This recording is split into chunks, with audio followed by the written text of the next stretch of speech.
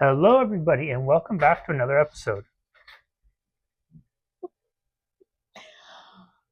Welcome back. In the background, you might hear some noise, and that's because our cats have decided that of all the times to play and make obnoxious noise, it's going to be right now. So, this is life. Yeah.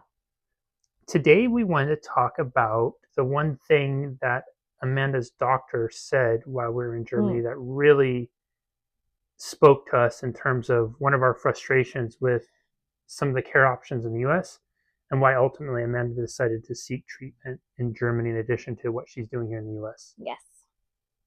Did you want to start? I know. The doctor said he told us a story about he was taking his daughter's boyfriend to learn how to drive. And they had arrived at this intersection where if you continued straight, you're going to run into a wall. And he starts telling him, go left, go left. He said, in that moment, I realized that was what was so wrong with cancer care right now. So he said he went back and took a picture of that intersection. The next time he was at an oncology conference with his colleagues, he presented the photo and he said, now, what would all of you do if you were faced with this? And everybody said they would turn left. And then he asked the question, he said, why are we not doing the same for our patients? What he was suggesting, aggressive a cancer as a glioblastoma, is that they don't always behave the way you want to. They don't always behave in a predictable way. Oftentimes, you want them to go straight, but they will turn left. And if you keep trying to go the same path, you're going to crash. Right? Was that about what he said? Mm-hmm. Yeah. Okay.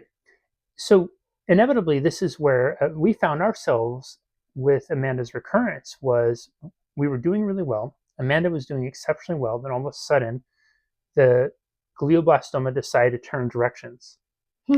Thanks.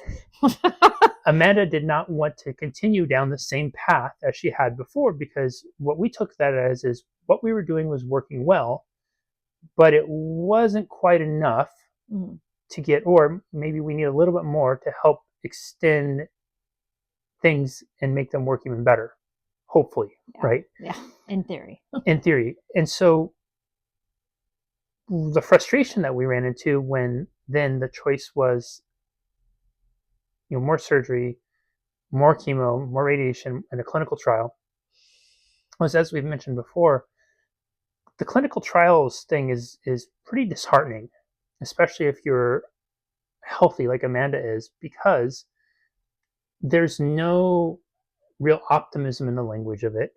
And much of what you're signing off to when you're signing off is not for results for yourself, but hopefully it will progress scientific advancements on the road, which again, we're all for that. We really, truly do want to champion advancements in this. And that's part of the reason why we're sharing the way we're sharing and having these kinds of conversations. I think difficult part for us was it just doesn't seem like it's enough, because ultimately what's happening is you're rolling the dice, gambling, trying to test a hypothesis that maybe this will work and maybe it will do something. And I mean, let's be honest.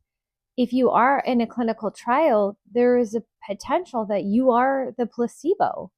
And I mean, we could go down the placebo route and, yeah, that'd be a whole other topic. But there's a chance that even in clinical trials that you're not getting the intended medication, and that was a big part of why I was so hesitant on the clinical trial route.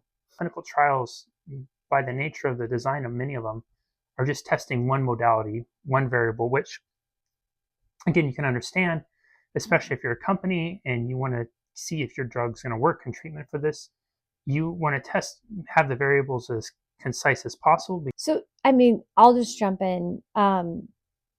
I very much was looking extensively at clinical trials. There was just none that I personally felt aligned with. And because, like, by all means, like, do your research and everything, but I personally, Amanda, did not feel comfortable with the options I was given at my recurrence.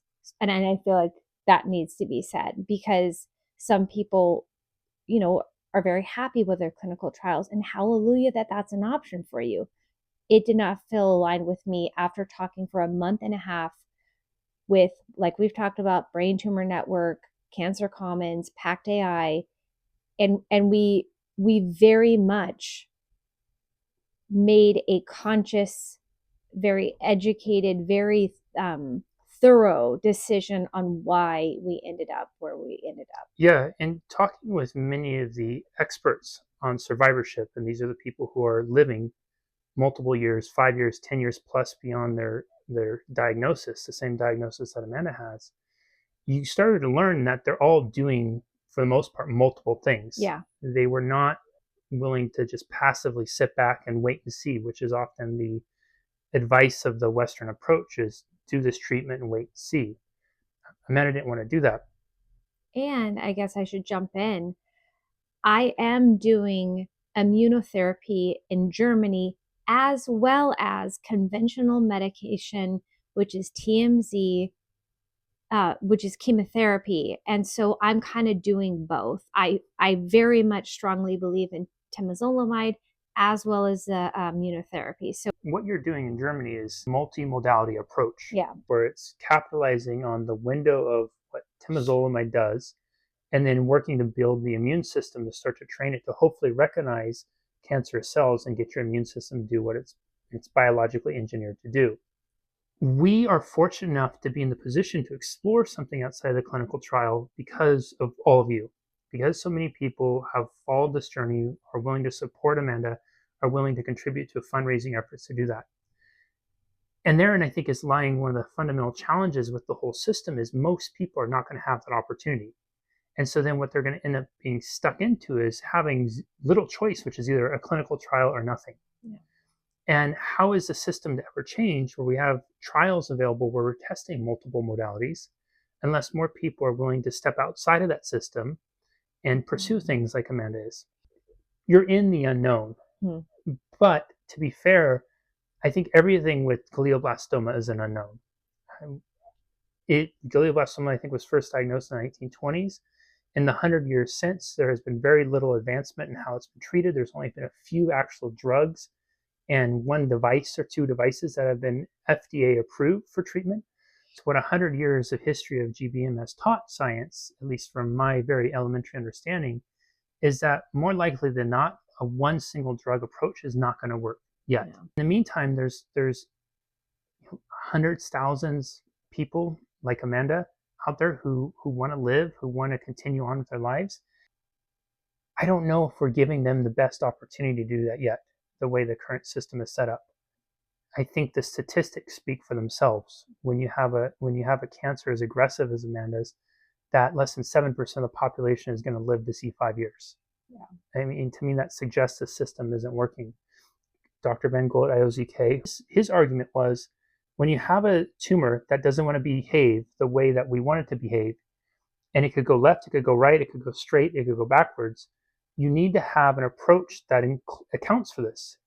He calls it a continuously moving target. Yeah, and so his theory of treatment is constantly treat these possible targets that could go to maximize your chances of keeping yourself healthy and training the immune system. Mm-hmm. Right? Yeah.